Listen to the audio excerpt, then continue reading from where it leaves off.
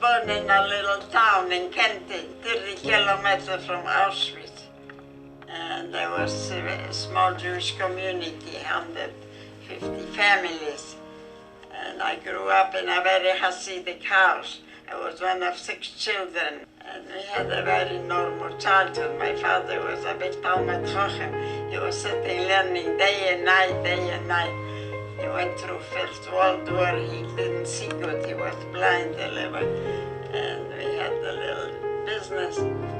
But then in 1939, the war broke out, and the whole life was disrupted.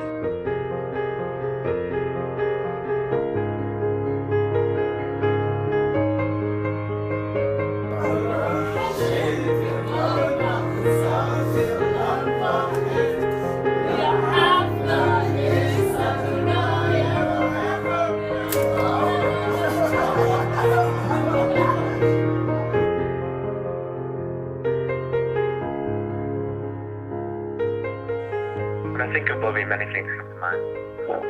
Bubby was a doer. She never liked to sit still. She wasn't lazy at all. She would always like to go on walks or clean the dishes. Bubby was proud. Bubby was a proud grandmother. She'd always say, "Yehuda, so proud of you." I remember Bubby was so grateful for everything she had. Every day is a good day, she would say. But most of all, what I think of when I think of Bubby is, Bubby was a fighter. Whether it was fighting for her life in the Holocaust, or fighting to feed her grandkid a potato, Bubby was always fighting passionately for whatever she believed in. And I think that's truly the most valuable lesson we can learn from Bubby. Bubby had a very simple and pure, straightforward emunah and betachon. It was really beautiful to witness. She would say, "JJ, yeah, every day we're alive, we have to thank Hashem." And she meant it. She knew she was sick at the end and dying, and she would just keep moving forward and living every day. Keep doing, keep washing the dishes, daven another tefillah, get to know another great-grandchild, share stories. There was never a day of krechzing, like, "Oh, this is terrible." It was really something special to watch, and we had a real opportunity and privilege to get to know her. And I'm really happy that some of the kids will remember her. Earliest memories of Bubby are about eating. The earliest one is probably when we were, I don't even know how old I was, we were in Bubby's house in Chicago, and I just have a memory of me running and her coming out of the kitchen with a pot full of macaroni and a spoon, chasing me to eat another bite of macaroni, and me running away as fast as I could. I was very blessed to spend our first 4 married years in Chicago with Bubby and Zaidi, Aleichem Hashalom. And the difference in our culture was great. I will never forget how proud I was and how good it felt when I heard Bubby telling her greener friends, Sarah came into the family as a Yankee Doodle, but now she's one of us. One lesson I learned from Bubby is how important it is to appreciate and eat all the food on your plate. And I take that lesson very, very seriously. There's never a drop of food left on my plate. I miss Bubby so much, and I think of her all the time. I often tell Avi stories about Bubby so he should remember her more clearly. I tell him about how Bubby was such a great gardener, and we talk about all the things that Bubby used to plant. His favorite story is how Bubby planted an avocado tree, and that tree is still there on her block, the biggest tree from all the other trees. Bubby always told me I should plant lemon seeds with Avi, so that when it grows, he could smell the leaves, that they'll smell so yummy. Every Shabbos, we save all the old challah and we feed it to the birds, and Avi knows that that's what Bubby used to do. Bubby used to tell us how lucky we are that we have a Jewish school, but Jewish friends and Jewish teachers. When I talk to Avi or anyone in the family about Bubby and say over stories, it helps me keep her fresh in my mind. But the truth is, it often really just makes me miss her even more. My Bubby was the best Bubby, is the best Bubby, and all she ever wanted was me to be happy. And she would always, try to give me food and make sure that I was doing okay in my social life and my emotional life, my personal life. And she was always asking questions and making sure I was feeling comfortable. And yeah, I really miss her.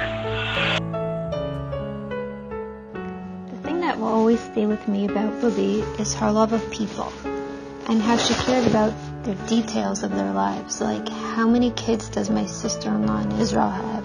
6, 7, Muncie, I don't know, 10. Her love of people was magnified with us. She would ask about my seemingly hectic everyday life and marvel how I had a job and got the kids ready for school, and which kids got hot lunch and which ones took the bus, and how I managed to stay so thin. Suddenly, after our conversations, my regular life and schedule seemed valid somehow and more important than it had before.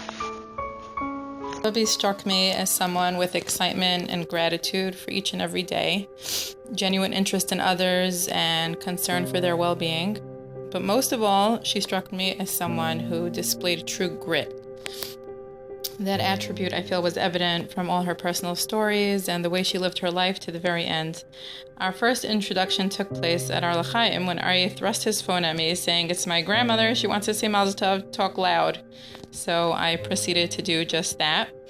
It always felt nice when Bubby would tell Aryeh that he gut gedavened for a wife.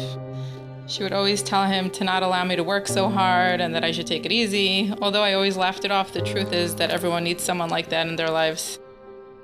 So the most important lesson that I learned from Bubby and that I think about all the time is what Bubby used to reiterate in terms of how lucky we are. And she would always say, when I was younger and complaining, you have to be thankful you got good schools, good parents, and she was absolutely right. And it sticks with you when things are tough. It's given me the ability to look at that and take resilience from it. And I always remember what Bubby said, and it's a useful tool in life and a nice way to remember Bubby.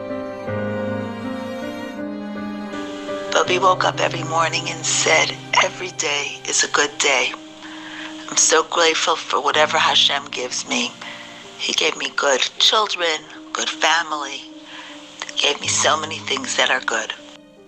Bubby used to always say that we shouldn't worry so much about the young people. The young people can figure things out. They have the wherewithal to do what they need. We should worry more about the old people. They're the ones who need help. They're the ones who need concern. Bubby took the day-to-day stuff, the small things that we take for granted, and to her, every little small thing was something very, very big, and she was appreciative for all those small things. And number two was how right when I got married, I just saw her never stop for a second, get up, walk around, clean up the room with her cane, do all those things, and I was like, "Bubby, just relax and sit down. What are you going crazy for? Cleaning up the whole house?" And she would say, "The second you stop is when you stop." And it's a very good lesson for everybody to keep in mind that as long as you keep going and you keep living, you're still living. And the second you stop, that's when you're not really living anymore. Bubby was a true Yiddish mama. She loved everybody who came under her wing, cared deeply about them. In addition, she was incredibly social and incredibly popular. She was an inspiration to her children, grandchildren, and beyond, and to anybody who knew her. Bubby just was always my advocate, always just wanted to take care of me. I once went there for a Shabbos when I was in high school, and he said, "Nobody takes care of you. You're in the middle over there. There's so many kids." Took me to the department store, bought me some pants, some shirt, all kinds of stuff. She was just always there for me. Always as a person that was just my advocate, my big fan. and I'm going to miss that too. I'm very grateful for Bubby always taking the time to tell me about her experience in the Holocaust. I'll always remember Bubby for her emunah and her strength. When I think about Bubby, I think about the times that we spent together. Bubby taught me so many lessons. She taught me to always say Tehillim, to be accepting of every Jew, and to try to remember to give tzedakah every day. I really enjoyed davening with her and being with her in shul and getting to see her emunah while she read each word and davened to Hashem. I really just miss my Bubby, and I really love my Bubby, and I really cherish every moment that we had together.